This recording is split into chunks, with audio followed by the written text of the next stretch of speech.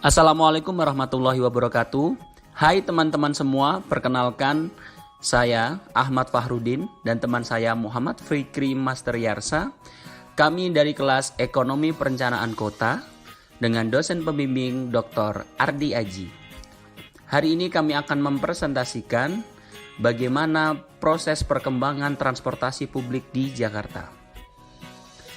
Provinsi DKI Jakarta sebagai ibu kota Republik Indonesia berkembang menjadi provinsi dengan pusat pemerintahan sekaligus sebagai pusat perekonomian di Indonesia. Jumlah penduduk DKI Jakarta melalui sensus penduduk pada tahun 2020 sebesar 10,56 juta orang, dengan luas wilayah yang terbatas hanya sebesar 661,5 km persegi, sehingga menyebabkan kepadatan penduduk yang tinggi, di mana setiap 1 km persegi ditinggali penduduk sebanyak 16.718 jiwa. Padatnya penduduk di DKI Jakarta berdampak pada melebarnya pembangunan ke pinggiran Jakarta hingga pada daerah penyangganya, yakni kawasan Bodetabek atau Bogor, Depok, Tangerang, dan Bekasi. Pada tahun 2016, jumlah kendaraan di DKI Jakarta sebanyak 18 juta, belum lagi kendaraan di wilayah penyangganya. Jumlah kendaraan yang tinggi ini tidak diimbangi dengan penambahan ruas jalan yang tidak sampai 1% perkembangannya di setiap tahun. Masifnya perekonomian dan mobilitas masyarakat di wilayah Jakarta maupun penyangganya di Bodetabek berdampak pada padatnya lalu lintas masyarakatnya dan pada akhirnya akan menyebabkan terjadinya kemacetan. Kemacetan sendiri merupakan keadaan di mana jumlah kendaraan tidak sebanding dengan kapasitas jalan.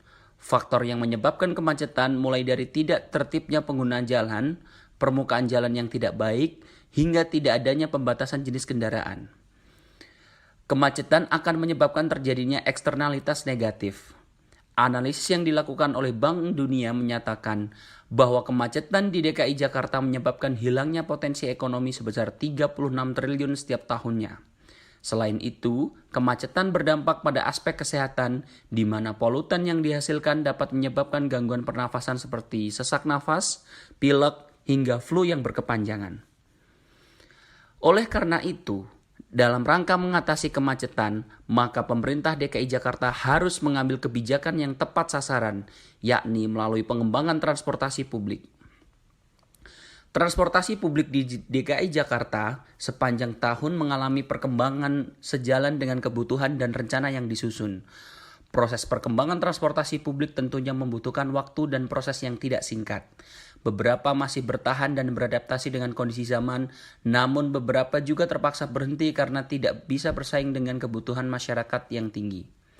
Transportasi publik Jakarta dari semula berbentuk delman dengan menggunakan kuda, kini sudah bertransformasi menjadi transportasi publik berupa bis atau Transjakarta, maupun melalui kereta yakni komuter lain atau KRL, MRT atau Mass Rapid Transit, dan LRT atau Light Rapid Transit.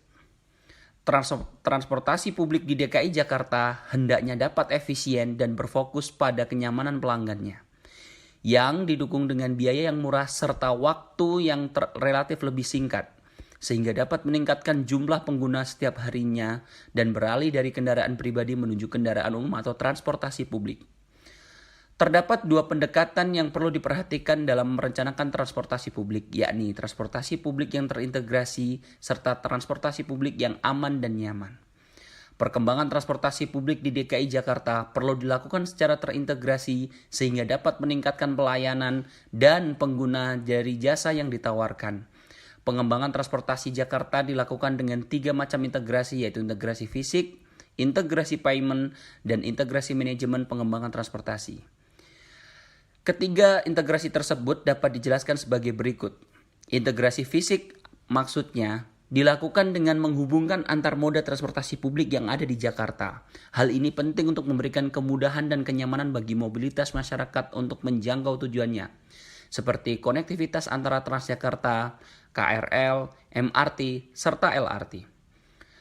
Kemudian yang kedua, integrasi secara payment atau sistem pembayaran. di mana sistem ini digunakan untuk berbagai macam transportasi publik yang diintegrasikan melalui satu kartu dalam rangka mempermudah penggunaan dalam menggunakan jasa transportasi. Integrasi pengembangan layanan fasilitas menjadi poin yang ketiga, yang dimana integrasi ini dilakukan dengan membuat papan petunjuk jalan di beberapa titik dekat stasiun dan halte. Hal ini memberikan informasi jelas tentang arah dan rute transportasi publik yang saling terhubung di lokasi tersebut. Pengembangan transportasi publik di DKI Jakarta juga perlu disusun secara aman dan nyaman. Hasil studi menunjukkan bahwa jenis moda transportasi publik yang diharapkan oleh masyarakat ialah di mana mampu membuat penumpang tetap aman, nyaman, dan tepat waktu serta harganya disesuaikan dengan keadaan ekonomi masyarakat DKI Jakarta pada umumnya. Ditunjang dari pelayanan prima serta dengan aksesibilitas yang mudah akan makin membuat transportasi publik di Jakarta semakin baik. Sistem transportasi yang bersahabat mengandung arti bahwa sistem transportasi yang sangat memperhatikan dan peduli terhadap keamanan pengguna, serta kesehatan lingkungan. Sedangkan istilah yang bermartabat berarti bahwa sistem transportasi sangat mengutamakan kenyamanan dan pelayanan prima atau excellent customer service, yang dapat memberikan kepuasan kepada penggunanya dan masyarakat, serta didukung pula dengan aksesibilitas yang mudah. Pelayanan yang meningkat tentu memberikan daya tarik tersendiri bagi konsumennya dan pada akhirnya dapat meningkatkan pengguna transportasi publik dan merubah mindset masyarakat dari kendaraan pribadi menuju kendaraan umum dan transportasi publik. Demikian presentasi dari kami. Semoga video ini dapat memberikan manfaat bagi teman-teman semua. Terima kasih. Sampai jumpa di lain kesempatan. Wassalamualaikum warahmatullahi wabarakatuh.